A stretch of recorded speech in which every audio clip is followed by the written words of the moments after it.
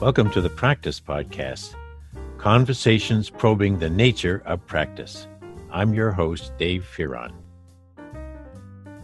This is a conversation with Kathie Ross, Chief Administrative Officer of the United States Institute of Peace. Yes, the Institute of Peace, something that I'm going to learn a great deal more about now that I have met Kathie for this podcast. But we had a lot in common because we both were doctoral students at Peter Vale's, and over the years as our careers unfolded and our practices developed and grew, we would check in with Peter on key decision points of our changing circumstances and get his advice or just have a chance to see how he was doing. Kathie kept this up for quite a long while, as did I. She told us in the conversation that when she spoke to Peter about moving into this new role with the United States Institute of Peace, he was very happy for her because the values, mission of that institute very much resonated with what you've heard in Peter's words and the tone of his voice throughout our podcast series. He believed in peace, equality, freedom of thought. Kathie's been working on this now for several years. This, what may be the last formal stage of her practice life. Then we'll see what happens, as she says. But I've really enjoyed meeting Kathie, and I think you will too. Kathie Ross.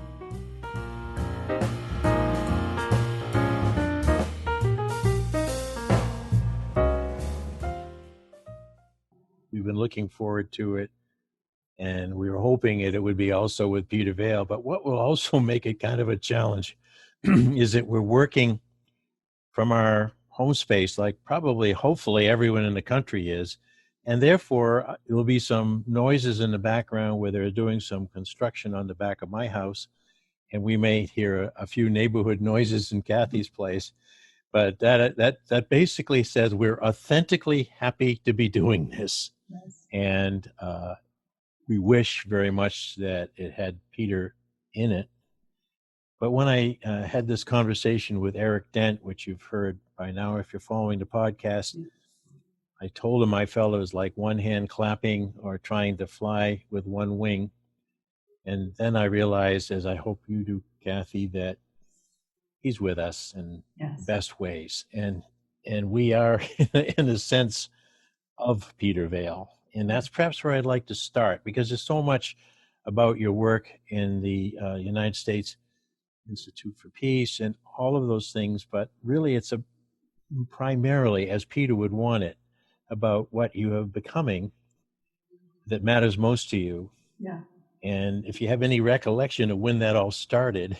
But my hunch is if we start with where you were with Peter Vale, working in your doctorate, and work back and from that and forward from that, that would be an interesting perspective. So, for a nonprofit organization, and Gordon was doing some consulting, and I got to know him, and I had finished a master's degree in human resources. Well, a lot of my early career particularly was really focused on a variety of talent initiatives, and then it really grew into more of a general management role over time. But, I just felt like I was studying at the feet of really brilliant people, and it was a very magical time. And then Peter agreed to be my dissertation advisor, and we just had such a great time because my dissertation was a qualitative design deconstructing Harvard business cases. I can hear Peter's chuckling right now. Yes, again, it was just so wonderful. I am a consummate practitioner, but as a practitioner, I wanted to have a very solid theoretical foundation for what I was doing every day. And so I have a real interest in management education and what are we teaching students about what really happens in organizations. And as you can imagine, as a practitioner, a lot of what I was hearing as preparation for going out into the real world was just not useful. Mm-hmm. And so that's when Peter and I decided that,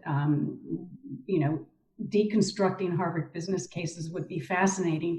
And in the 80s, I mean, the case study method has, a lot of acclaim, and I think it really has the potential of being very, very effective. I've used it a lot. I like it a lot. However, it has its own blind spot in that increasingly it was very, very quantitative, very utilitarian. And it came under considerable criticism because of that. And so they made a commitment in the 80s to make it more human, to include more than just the numbers. So I chose the 30 most frequently used case studies after they made that commitment. And I used another Harvard model that Peter had introduced me to, the Bowman and Deal model, which says you look at a problem through 4 different lenses: the rational, the political, the human, and the symbolic. So what I did was deconstructed the cases, including the teaching notes, to say how much of these 4 lenses are reflected in the material. And interestingly enough, the cases actually became more rational after they made the commitment to include more, a more holistic view of what's going on in organizations. And it was, again, just a fascinating period of inquiry, because what you would see is there would be an opening paragraph in a case study that would describe the office and, some superficial kinds of information about the people involved, and then would revert to the numbers, the competition, the market realities. So it was really a lot of fun. I would interject here that Peter happily engaging you in that study had 2 prongs, at least, that pop out to me. One, it really gave you something very new, very different, very open-ended in some ways to do, qualitative. The other prong was he had to be sure that the committees and the reviews and everyone else in the doctoral world would accept it. That's right. The dissertation when it came through. Yeah. So how did that prong go? Because he had to be the linchpin there between you and those who perhaps would have preferred 2 things. One, leave Harvard cases alone, it's sacred. And the other, I can hear Peter laughing again. And the other was, well, is she going to give us some data? Yeah. You're right. You're absolutely right. I mean, his unflinching support for what I was doing and for helping me kind of navigate a system that was not friendly to the approach that I was taking was just inspirational. And a side story on this is that there were a couple of professors at GW who were very, very critical of any qualitative methodology, particularly at the dissertation level. And one of them was particularly challenging, I might put it diplomatically. But here is the beautiful story about those who walk in the shadow of Peter Vale. Paul Schweers has become one of my closest friends. And years after my dissertation was published, being rather criticized by Paul, he and I actually wrote an article together based on the work that I had done. Yeah. So I think Peter just opens up both minds and hearts of people. Yep. And so, yes, there was resistance. And, I think a lot of that, it ebbs and flows. I think that the whole world of qualitative research and field observation, has become just an important element in how we view the world and how we make sense of what it is that's happening around us. Absolutely. I segue very quickly back some years, because it was in the late 60s through 74 that I was in the presence of Peter Vale. He would say, and I was in your presence, David. Okay, I've got it, Peter, I got it. But I took on Peter guided me too, and I took on Fiedler's leadership study, which had just come out. He said, Dave, I don't know how far into the proofs that Fiedler's done or anything else, but at least it makes you take a look at what it's like inside the individual when they're looking out to others, the least preferred, most preferred. I found that quite fascinating, but I worked very hard on that, and I worked for a long time, and I did a lot of different things with it.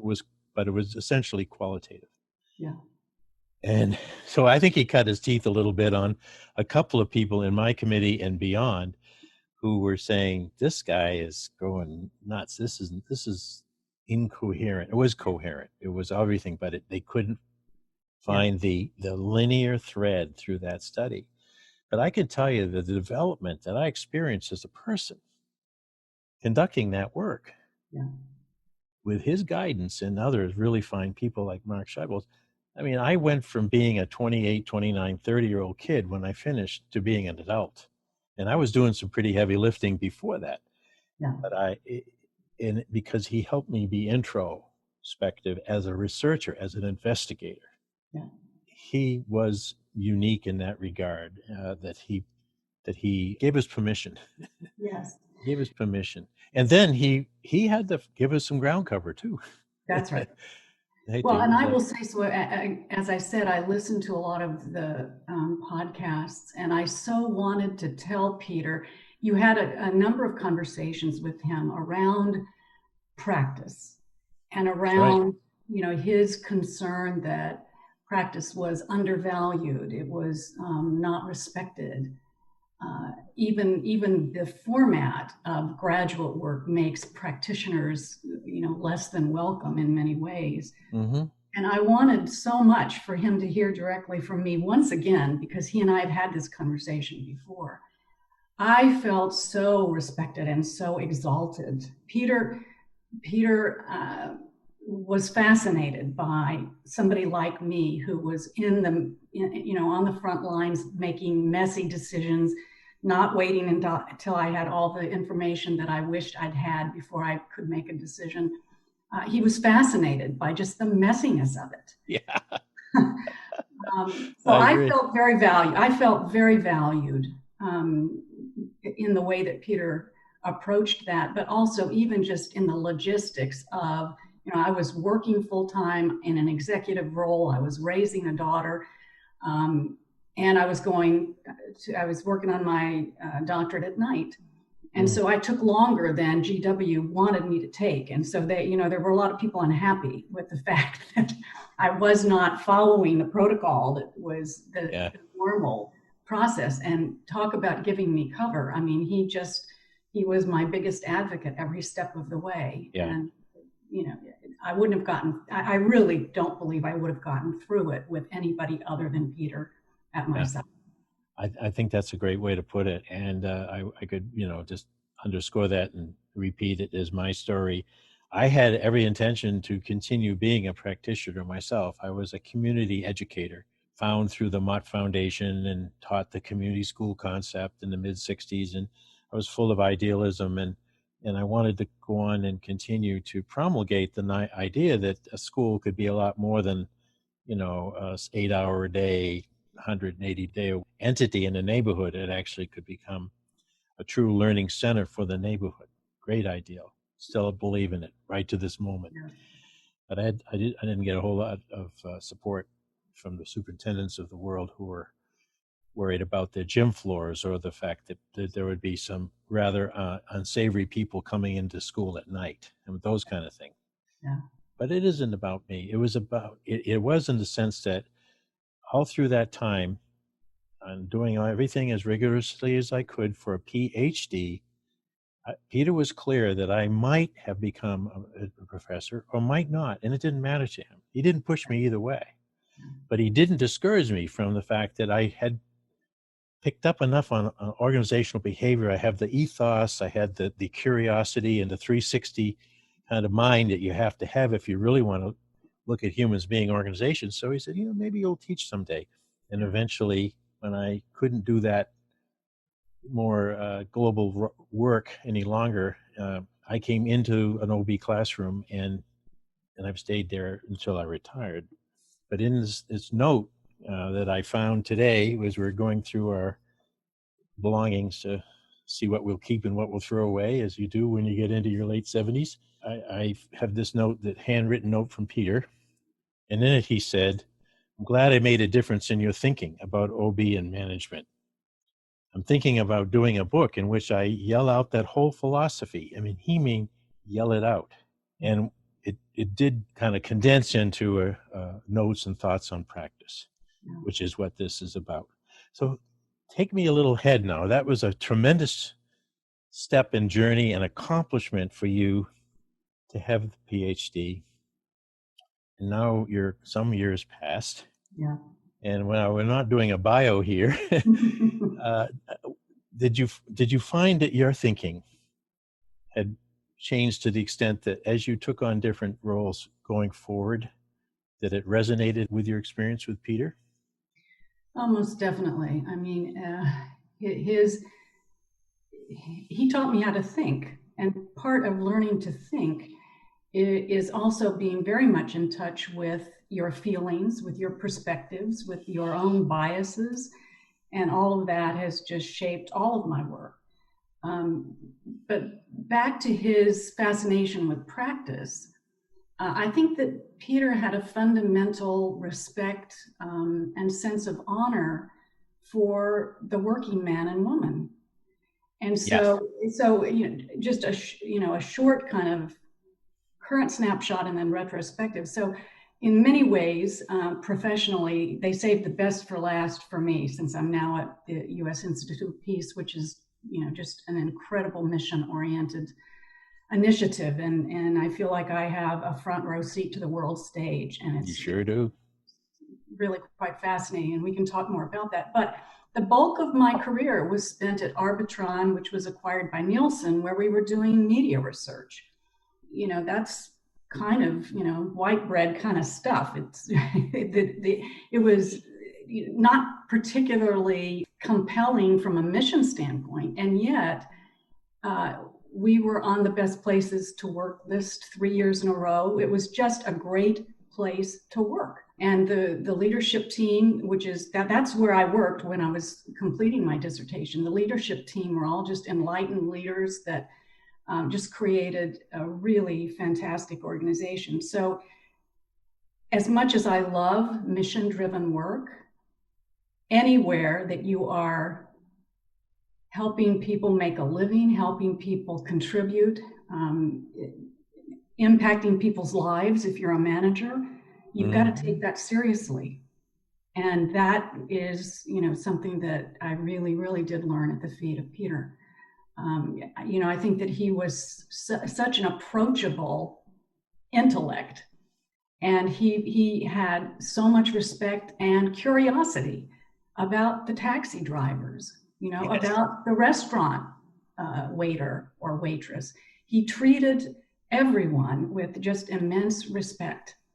And that I think fundamentally impacted the way that I looked at the world and the work I was doing and the people I was working with. That's wonderful, Kathie. It brought to mind one of the last recorded conversations. I was in episode 17. And Peter, of course, depended almost entirely on the women, mainly women, who would come to his assisted living apartment and provide his meds and do all the things that it's very hard to have done to you, but they did it with grace. And what struck me was, and to that point, he said, one of our caregivers is going to move on. She came in and she had tears in her eyes because she felt badly that she was going to leave me, and not only me, but the rest of us folks who have depended on her so much. And he actually, I think I could see him because we were on camera. He had tears in his eyes. And in other instances, in terms of making examples, which he loved to do, if you can remember, he would talk about a physician who was particularly kind, or one of the nurses who had too many charges to deal with at one time and was quite frustrated. He was always tuned in to folks like that with compassion and with the same kind of curiosity about organizational implications and practice implications. Right. So he wasn't just a guy looking at people and saying, "Oh, isn't that interesting?" He could rotate it back up, and that really great intellect you just mentioned, accessible intellect, and he could start making connections. Right. Or he could write a poem, yeah. Or compose a song. So you were with Nielsen for quite a while. During that time, what was your particular focus or practice there? So I worked for a number of years really overseeing their global talent initiatives, so all of their human resource practices and policies. And I'm a good problem solver, and so and I was working for a really fantastic CEO, and so he just kept adding to my portfolio, and so I ended up including press and investor relations and marketing communications and corporate real estate and project management. And so my title was Chief Administrative Officer, and that's kind of what I have done everywhere that I've gone. With the core, the kind of the heart of my work really is around the people. Wow. But again, a lesson from Peter is, the processes, the tools that the organization has in place has a profound impact on an individual's ability to really shine. And so I've really thrived in connecting those two. So I definitely want the employee experience to be rich, but in order for that to happen, you have to have certain fundamental processes and tools in place in order to support that effort. That's a great way of putting it.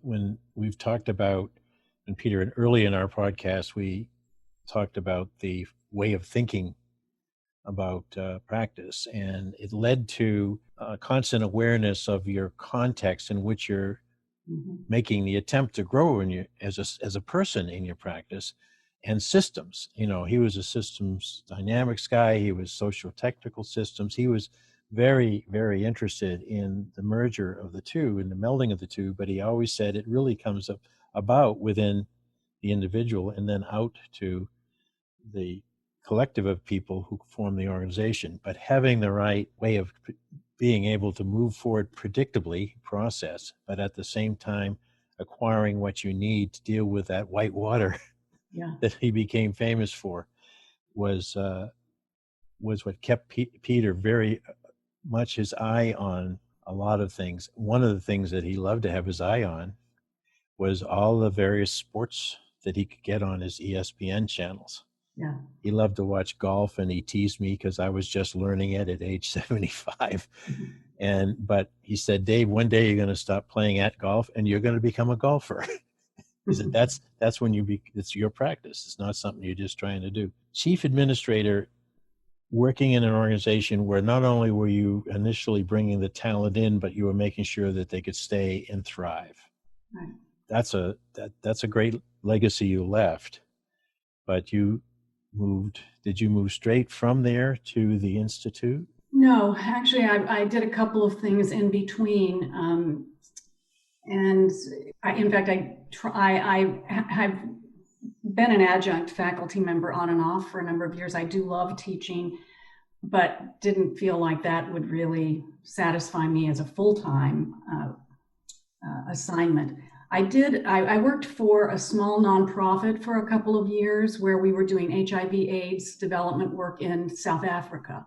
And that, in fact, I left, the corporate world and decided I really wanted to do something very, very different. And that's what I did. And I fell in love with South Africa. It was a fantastic experience, but there were funding issues, so that didn't last a long time. And then I did a little bit of consulting for a couple of years. And that also I like being inside and part of a team. So that's, then I've been at USIP for about 4 years. And I talked to Peter and I, obviously, just like you, we've known each other for a very long time and have had contact at various levels of interaction over the years. So I am sad that I hadn't talked to him in a couple of years, but he was thrilled to hear about this move to USIP. Yes, he told me that. Yeah. He really was thrilled about it when I said he said, go find Kathie Ross, find out where she is. And and he said, I think she's in something having to do with peace. Yeah. Yeah. But again, I have reflected often at the overlap between organizational behavior and peace building. Wow. Because it has Wow. a lot of similarities, in terms of, number one, systems thinking, making sure that you're actually working on the core problem and not just the symptoms. But, the toolkit that we kind of spread all over the world is negotiation, facilitation, mediation, dialogue, and hopefully occasionally reconciliation when a conflict is resolved. And you then have to go about the whole process of reconciliation. So here's the interesting thing about USIP, and again, I think that Peter would so love this, because USIP was actually formed in 1984 after years and years of advocacy, largely by World War II veterans who came back from World War II and said, we need to study peace just the way we study war. And so that's how the Institute was formed. And we really work very closely with the Department of State and with the Department of Defense, both of whom, the Secretary of Defense and the Secretary of State, sit on our board. And we really are kind of part of the national defense strategy. Mm-hmm. So we go in, and the difference, because we're not a federal agency, even though we're funded by the government, we can do bottoms up as well as top down. We do a lot of research and policy advocacy, or not advocacy, but information. But we also mobilize citizen networks of people all over the world who are striving for peace. We've got a huge effort on nonviolent movements. Wow. So, just, a wonderful place where a lot of what I studied is kind of front and center every day.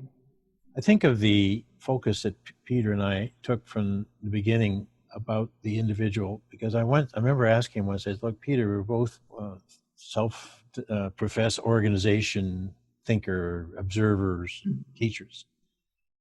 And yet, as we went through these iterations and discussions that you've heard recorded, became more and more about the tremendous power of the individual to choose. Mm-hmm.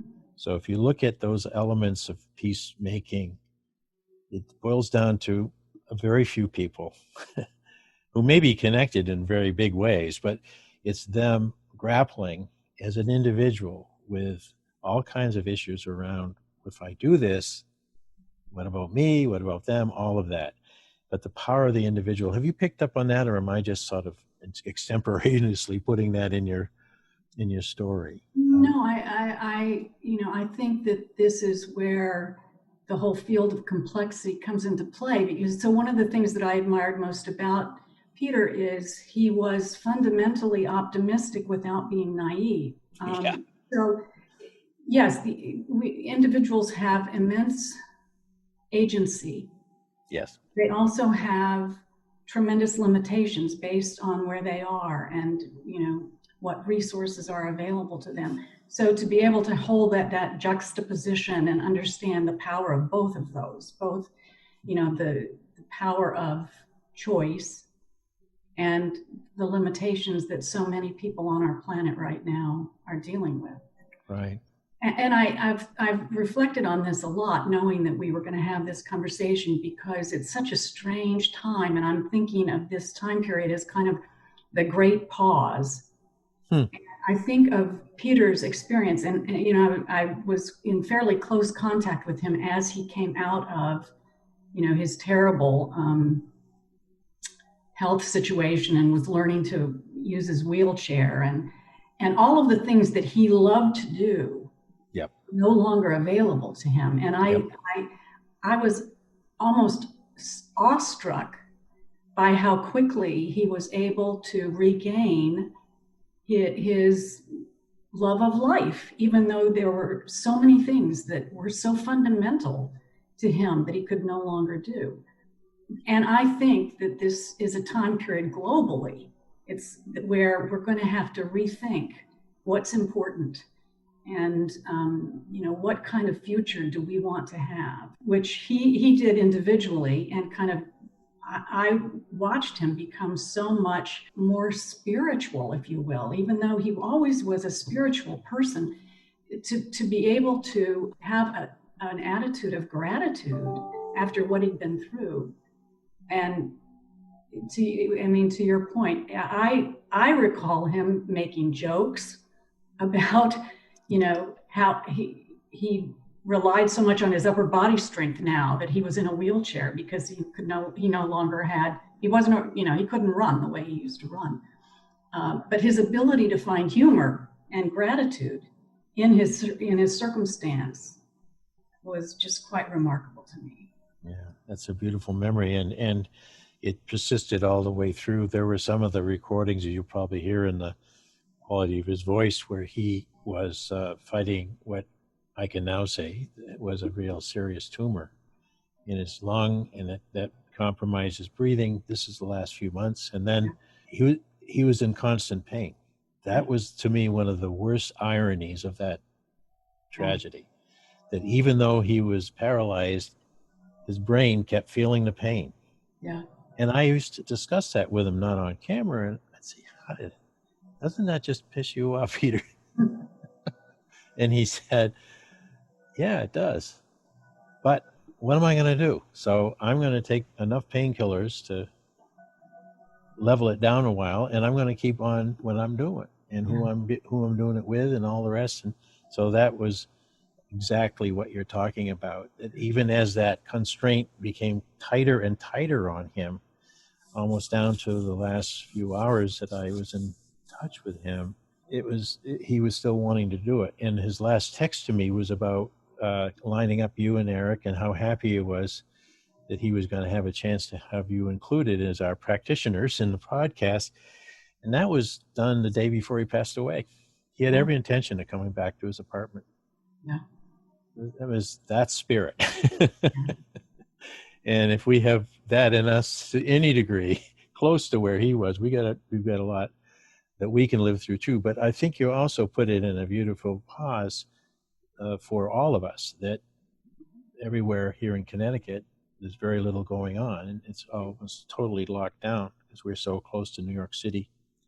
And I've been in some Zoom meetings with fellow thinkers around here, and we have almost the same conclusion that, okay, we can either drum our fingers and say, when are we going to get back to all the things we had, or we can really think about creating a different future as an individual practitioner, but also collectively.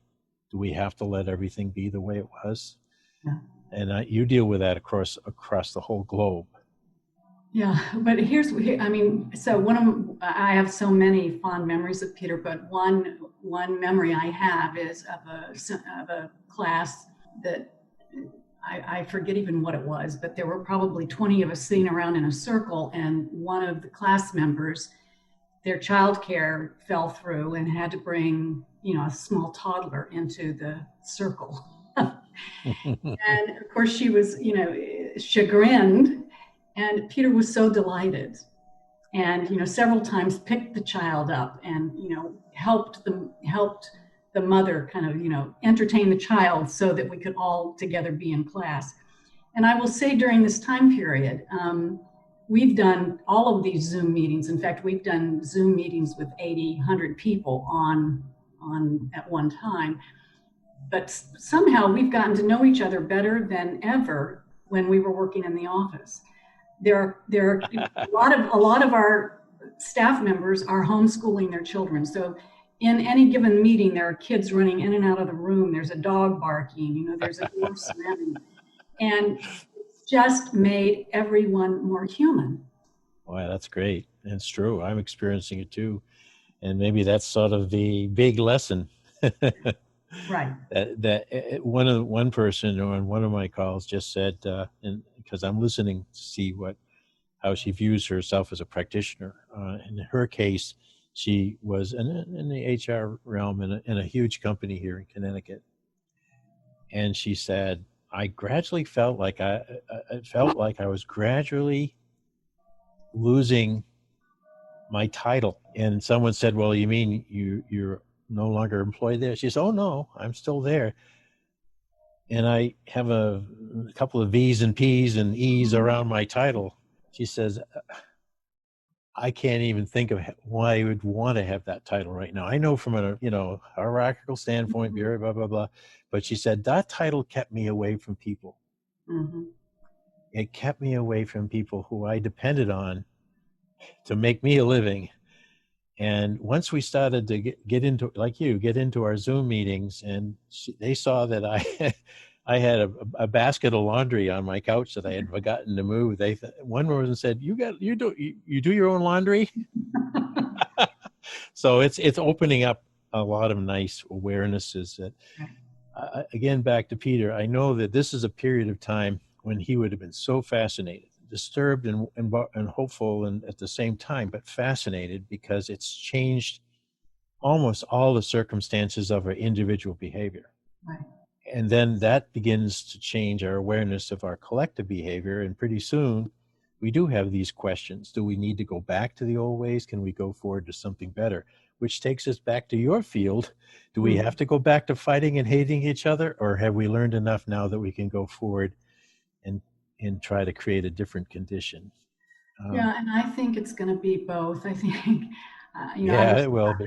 We were so encouraged when Secretary General Guterres called for a global ceasefire. And will that last? Probably not. But does it give us just a moment to consider what life would be like without violent conflict? I think it will both cause our spirits to soar because we will see the best in each other, and it will break our hearts because we'll also see the worst. There are already people taking advantage of the situation in ways that just kind of take your breath away. But the majority of people are embracing this as, really reinforcing our common humanity. Yeah. I saw a post on Facebook today where a person showed a gallery of the national leaders, all women, within whose countries there was a very forthright and enlightened approach to the COVID-19. Yeah. And of course, the question below was, is there any connection between them being women and the fact that their companies are doing well? And I don't even want to get into where we are in our leadership and national level, but I would ask you, since you've been observing it so long in nonprofits, for-profits, and so forth, is there something about the woman's perception of the world, or something about it that will give us hope that more women will come forward going in the future in regard to levels of leadership around the world? I do believe that. I also believe that I think it's more about the feminine than it is about women. Okay. That's fair. I think that when there are a significant amount of women, it simply changes the dynamic. And so men become more human, and I think women also become more assertive. So yeah. I think the more we work together, the more we kind of leverage the best parts of our psyche. But I do think that it is a very critical time for our country. USIP is radically nonpartisan. So all I will say is I think that we really need to regain the soul of the United States and the leadership role that we have always played and can play in the world. Yeah, I feel that too, being an occupant of this country for my whole life. It's almost 77 years, and I've swollen and shrunk in terms of my feeling of the spirit of this country, as probably most people do if they want to let themselves. I'm really ready to expand again very soon, and not just because I want to go out and play golf. I'm curious to see, as would be Peter, how we're going to be. How, and that's the key word. How are we going to be? He called practice a way of being. Yes. Learning is a way of being. Right. Everything was about the do. Okay, it's all nice ideas, but how are you going to put those ideas into action? And then what are you going to learn from it? Yeah. And so if we try to put our actions back into some kind of old mold, Yeah. as we'd say in Maine, getting kind of moldy, then Yeah. we learn nothing except that it doesn't work anymore. Right. So there's a lot of open-ended stuff for us who really value, what I call from the chest learning. I mean, you're going to learn because it's hitting you. And so what do you look forward to personally for you in terms of your learnings in the next year or so? Well, I think that we're going to learn a lot about what the new normal. I have no idea what's on the other side of this. I don't think very many people do. No. And I think it'll be kind of a mixed bag. So that will be fascinating. And I want to stay grounded so that I can accept the disappointments that are likely to come. Mm-hmm. Because I do think there's such huge opportunity, and I think that we'll take advantage of some of that, but not all of it.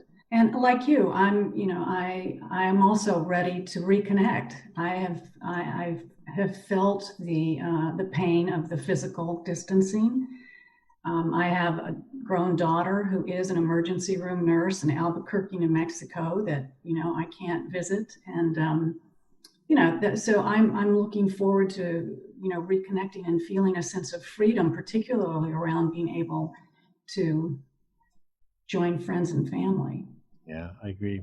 My daughter's a nurse out in Wyoming right now, probably at this moment suited up from head to toe in her hospital. But yeah, so of course that's there too. At the level of continuing to grow, your title administrative, Yeah. that's a title, but within that, what you think you might have to even grow even more intentionally going forward as you move ahead for your agency as well as for yourself? Are there some new talents you think you might have to have, or some skills you need to beef up? Well, for me personally, Dave, the way that I would answer that question, and maybe you can relate to this. So I'm at a stage in my life where my biggest challenge is going to be how do I show up when I don't have the role that I have had for so long? I'm now at a stage where I have to figure out, aging as a way of being. How do I let go? How do I let go of a lot of the professional work that has so dominated my life? What is next for me? And I don't have the answer to that precisely, although I have been focusing on really looking at how corporations are governed. I have a real interest in boards and how ineffective they've been in being the leaders and the sages that they really should be for organizations. So that's something I'm exploring and spending a lot of time trying to understand. Yeah. It's going to be different. To your point, going from spending so much psychic energy doing to shifting to being is going to be an interesting journey for me. And then rotating that being like the old IBM Selectric ball, rotating it back out and printing again in your own way. But it is a really interesting transition that I went through not too long ago. And for a while, after a health challenge set me back, I was kind of I'll try this, I'll try that. And I was really missing the classroom, which was what made my life very easy. I had my title and everything was set up for me. I just had to be wonderful. And so did the kids. That was great. So that was quite a struggle. But to round this back out as we're moving toward the end of their time, I got that phone call from Emily Vale Plath. Mm-hmm. In November. We were out in Martha's Vineyard for the last week that the town was basically open for folks. And I remember that call, and she said, Peter's in hospice. He may not live out the week. And she wasn't exaggerating. And he's asked if you could connect with him because he has a manuscript, and if there's any way that you can help him finish it or finish it after he goes. You know, that was like out of the blue. Yeah. And I really thought about it for about 80 seconds and said, of course I'll help Peter. And it was one of the best decisions I made, because from that moment on, every week, at least once, lots of emails, sending me drafts back and forth for quite a long time. I was back learning like crazy. Yeah. And feeling that what our mission was going to be for this book now podcast was to reach, and this is to your point, anyone who's doing something intentionally that they feel is defining them first to themselves and then to others, whether they're a janitor or whether they're the king of Spain. If they're doing it on purpose, then this project of ours will pertain. Practice is not about doctors and lawyers and everyone with the certifications and title alone. This Peter's goal was that this could have meaning, or at least we who teach should find the meaning that any one of our students, trainees, has for their life. What do they want to do? Not to what we're going to make them do, but find that grain and then slide them into theory and thinking around that grain that matters to them. Ultimately, a lot more than you and me, Dave, he would say. Yeah. So, yeah, once I got into that ongoing conversation right up to this very moment, which I'm continuing it on both our behalfs, but also because I don't think we've come on enough answers to the question of our practice, I'm going to keep doing it. So last thoughts, Kathie? Yes, I would simply say, I mean, I think that I've been reflecting a lot recently about what a gift Peter was in my life. And I want to say you were a tremendous gift to him in these last months, and a tremendous gift to me, to be able to spend time really thinking about and being grateful for the relationship that I had with Peter and all that he brought to me and to the world. I'm just so thankful that you connected with him and did these podcasts. Oh, thank you for that gift to me too. It's been wonderful, and we're going to stay in touch. I got a lot more to learn from you. And likewise, back at you.